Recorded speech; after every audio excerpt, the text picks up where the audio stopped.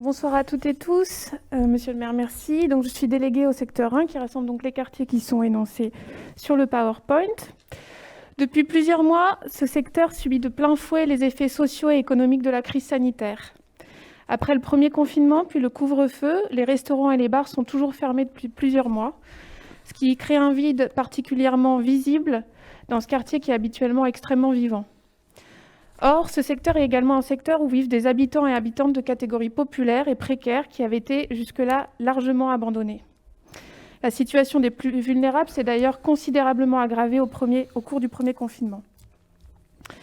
Malgré le contexte qui rend les rencontres difficiles, nous assurons une présence régulière dans ce quartier.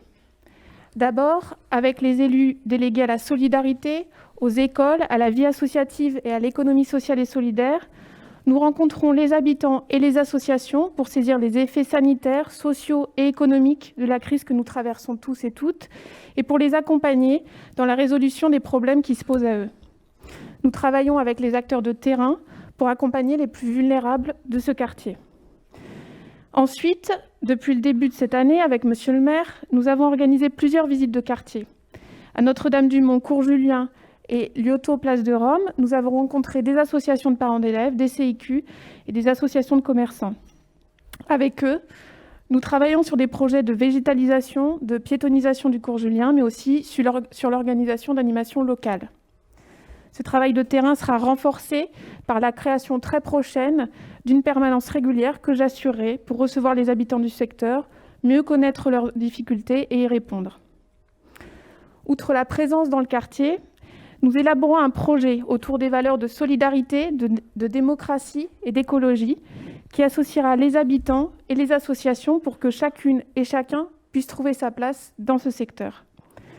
Dans cette lignée, nous travaillons entre les 3 mairies de secteur concernées par la place Jean Jaurès au sein d'un groupe de travail pour suivre les travaux. Ce groupe sera prochainement piloté par un chef de projet qui prendra ses fonctions en mai. Une réunion publique se tiendra en avril pour tenir informer les habitants de l'orientation de la ville en termes de politique urbaine et sociale sur ce quartier. Avec les élus des 3 secteurs délégués à la culture, au sport et à la vie associative, l'un des axes sur lequel nous nous concentrons plus particulièrement en ce moment consiste à organiser les activités culturelles et sportives qui se tiendront sur la place. Nous lancerons prochainement une consultation auprès des habitants, des usagers et des commerçants et des associations locales pour connaître leurs ambitions pour le quartier.